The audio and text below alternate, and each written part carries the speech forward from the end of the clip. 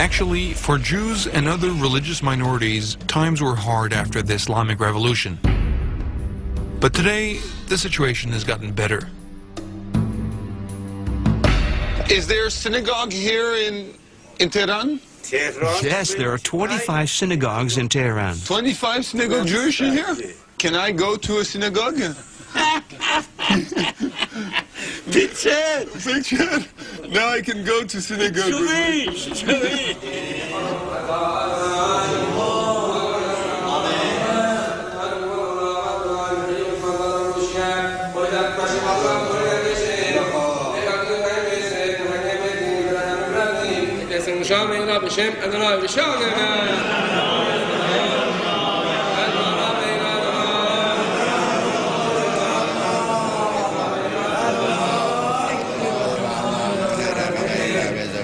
So I'm here in the heart of Tehran, in the capital of the Islamic Republic, and this is one place I never thought I'd get to wear a kippah.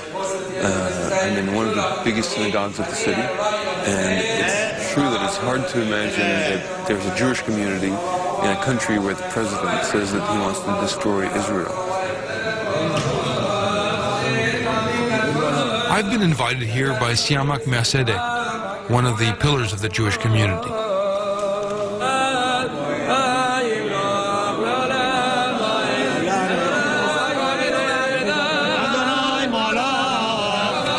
It's absolutely incredible. They just brought out the Torah, and I must say these are images that I never thought I would see in Iran, that's for sure.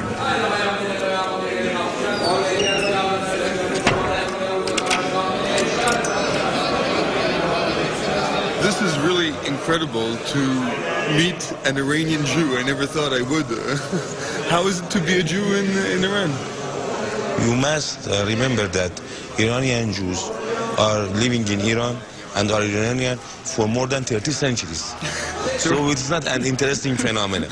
Maybe interesting also that Iran has the greatest population of Jews in the Middle East after Israel.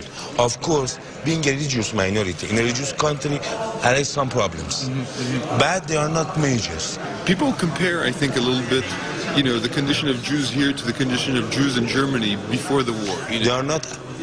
They cannot be compared with each other, because in Germany was faced with a fascist and racist regime, but in Iran we do not have a fascist system.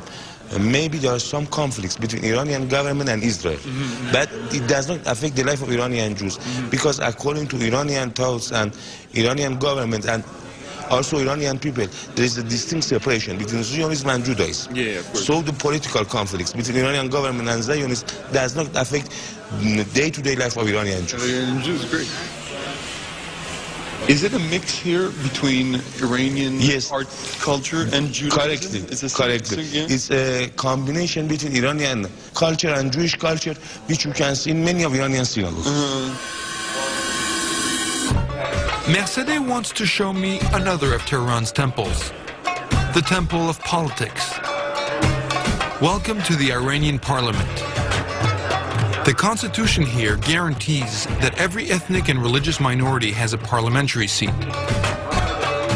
And Mercede represents Iran's 25,000 Jews. Here I am inside of the Iranian parliament, and I mean, what is surprising about Iran is that Iran is a democracy. It's an Islamic democracy with its own rules, but it remains a democracy. And in the region, the other big democracy is Israel, obviously with its own rules also. Mercede is rarely at a loss for words, but he never drifts far from Iran's political line. You feel also the ambition of Iran to become a world, you know, a power. Of course, Iran is a power in, at least in the region and the Middle East. And no one can do anything in this region without respecting the benefits of Iranian people and Iranian nation, of course. Yeah. Iran is a democracy, right? Yes. Israel is a democracy. Yes. So why can't these two democracies find a common ground? Israel is a new country which is formed by the forces from outside the region. But Iran is an old country with history roots many years ago. So this cannot be compared with each other. Of course, in Israel you say that many different people are victims of homicide and victims of intolerance and victims of obligation. You mean the Palestinians? Yes. Yes, yes. I think it's the first time in my life that I hear a Jew criticizing Israel. It's not the first time. I think you must change your idea. You can see the many people in the Jewish population in different parts of the world who are criticizing Israel. For example, Noam Chomsky. Yeah, Noam Chomsky, yeah. Or other different people. For example, the Progressive Association of Jews in Europe is an association formed at first to fight against fascism. Yeah.